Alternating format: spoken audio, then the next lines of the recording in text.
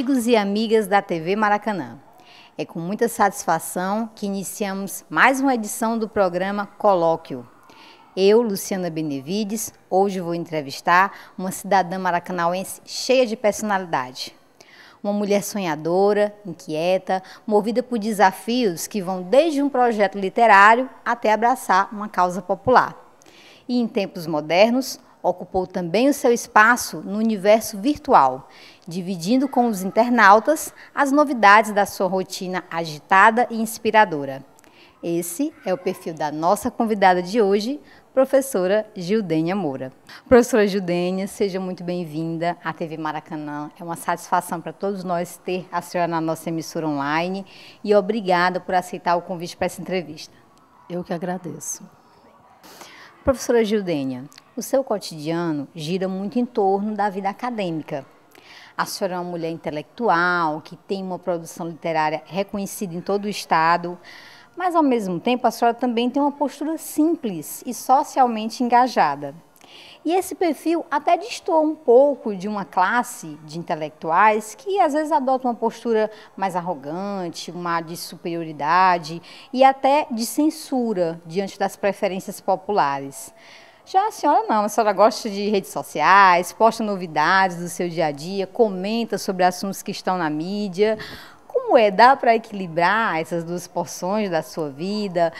Dá para ser uma pessoa que ao mesmo tempo aprecia um clássico da literatura e curte uma postagem popular no Facebook? Eu creio que seja pela influência que eu tenho da educação básica, como professora do ensino fundamental, do ensino médio e da educação de jovens e adultos. Então, temos o momento clássico, né? A vida acadêmica nos exige isso aí, mas o contato com os alunos faz com que a gente comece a participar do universo deles, né? Como eu gosto de usar a frase do Paulo Freire, né?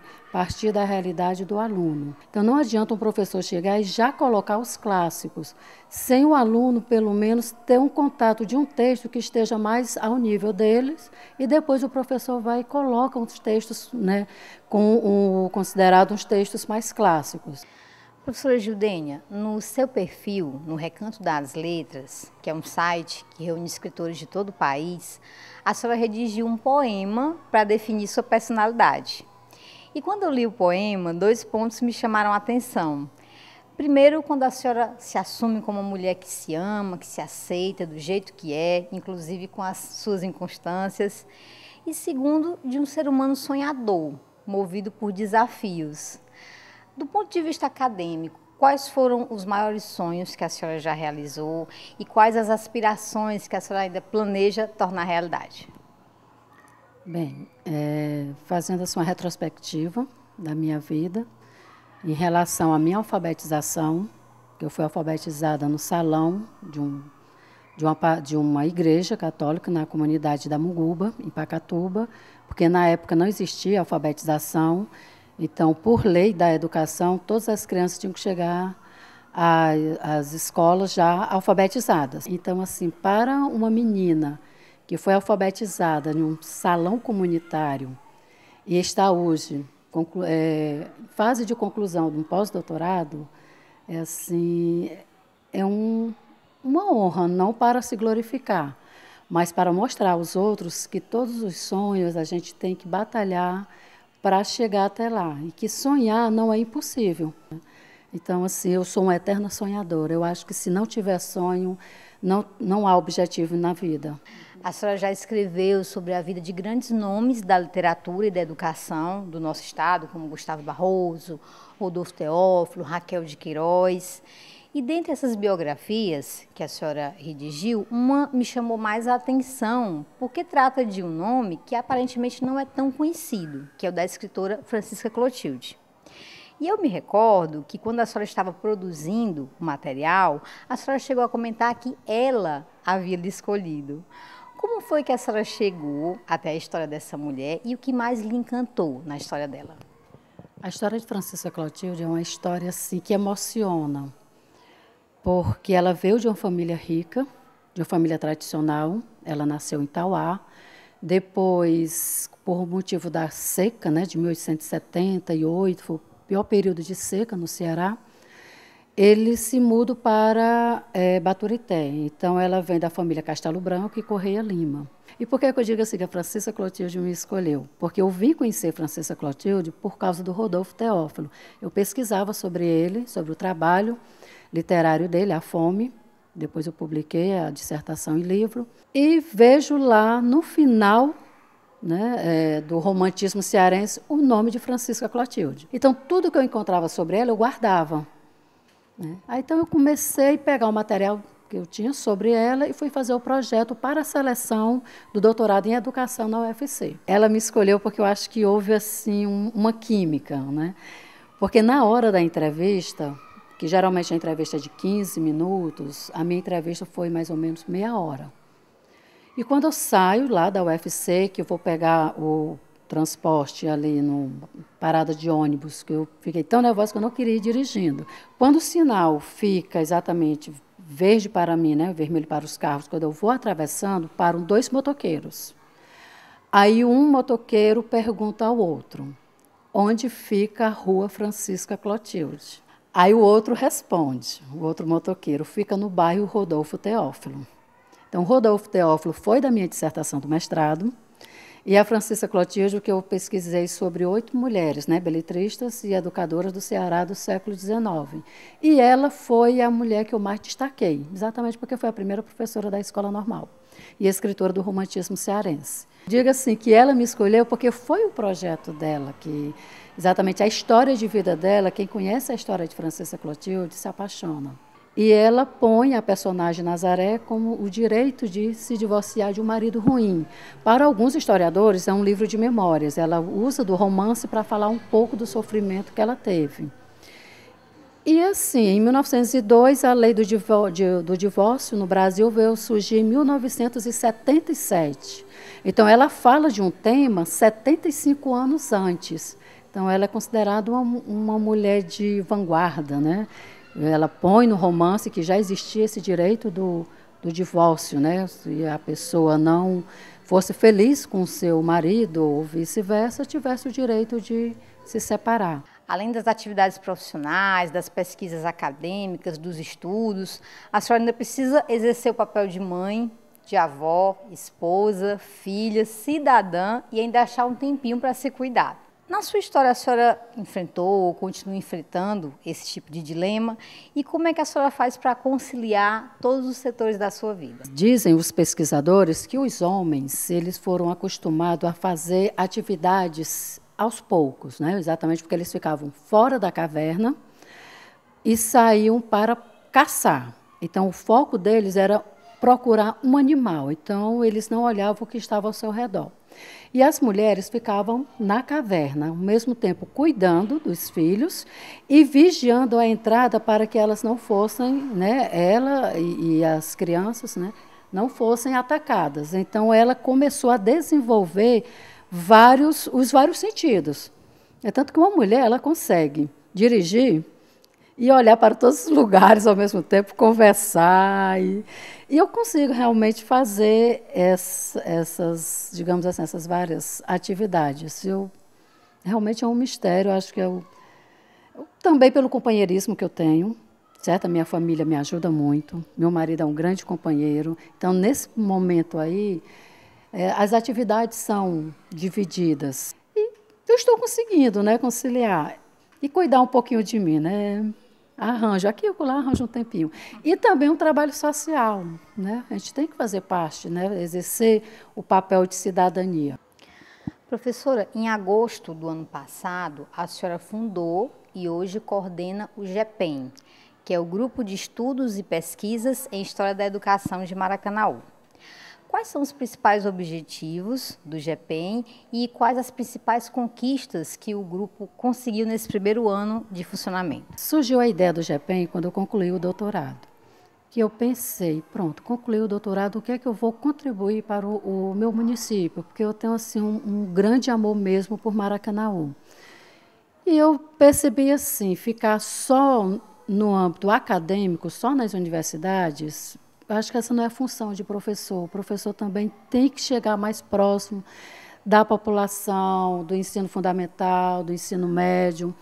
Você perguntou pela questão assim do apoio durante esse um ano foi que nós já tivemos. Eu posso até dizer assim que, infelizmente, não tivemos o apoio que nós esperávamos, certo? Então, assim, eu levei o projeto ao prefeito atual, o Firmo Camussa, e ele ficou de analisar para dar esse apoio, né? Já que envolvia alunos do fundamental, do médio e do nível superior. Estamos aí aguardando, porque toda pesquisa precisa exatamente de um apoio, não, um apoio também financeiro, para poder a gente comprar material de pesquisa. Nós não tínhamos local para nos reunirmos, aí foi com o professor Edilson, lá do IESTEC, que é Instituto de Ensino Superior, que fica na Rua 12, aqui do Gereissati 1. Ele cedeu o espaço, né? E realmente ele não cobra nada. E lá nós nos reunimos. O nosso objetivo com o fundamental é o seguinte, é porque as pessoas só têm ideia de pesquisa quando estão na faculdade. Por isso que os alunos, quando estão se graduando, têm muita dificuldade de saber o que vai pesquisar e como pesquisar, né? A sua metodologia de pesquisa. Então, o que eu queria, né, nós, aliás, o grupo, era implantar no ensino fundamental para que os alunos do ensino fundamental saibam pesquisar, né, saibam o que procurar na internet, o que procurar numa biblioteca, como procurar no arquivo público, o que se vê no museu. Certo? E, do mesmo jeito, o ensino médio. Então, assim, o GEPEM ele está adormecido, infelizmente, né, porque a gente depende dos órgãos públicos, né, para poder, porque são todos estudantes, para poder esses alunos ter o prazer de pesquisar e conhecer mais a história da sua cidade. Então, assim, a história da educação, com ela, a gente estuda personalidade, instituição, economia, política, religião, tudo de um município, de um estado e de um país. Recentemente, a senhora deu início a um movimento em parceria com a professora Fátima Vale e a senhora Adriana Teixeira, buscando, reivindicando mais segurança para o Novo Maracanaú, que é o bairro em que a senhora reside. Como foi que surgiu a ideia de criar esse movimento e como é que a população pode contribuir com o projeto? Esse movimento começou assim pelo Facebook, né, nas redes sociais. A Adriana, ela ia passando pelo túnel, dali do Metrofor, ia sendo assaltada. Então, ela colocou no Facebook a revolta dela por esta falta de segurança e tudo. Aí eu postei um comentário e depois a Fátima Vale colocou outra postagem. Aí ficamos as três conversando no bate-papo. E a Fátima Vale disse assim, gente, por que a gente não faz um movimento para solicitando segurança pública para o nosso conjunto, porque é um conjunto pequeno, bom de se morar, as pessoas são maravilhosas, mas está ficando de um jeito que a gente nem sequer colocar a cadeira numa calçada, nós poderemos colocar. Pronto, aí foi o que aconteceu. Aí a gente foi para a missa, né, que eu participo da Pastoral do Batismo, da nossa capela, aqui do Novo Maracanaú, e faço parte do ECC, Encontro de Casais com Cristo. E fui para a minha missa na quinta-feira e a Fátima estava lá. Após a missa, aí nós sentamos e conversamos, né? Tanto começamos a planejar. Aí tiramos uma foto, postamos no Facebook, convidamos a comunidade, né, para fazer parte dessa petição pública, para que a gente consiga reativar a nossa delegacia, porque, na realidade, a delegacia ela existe.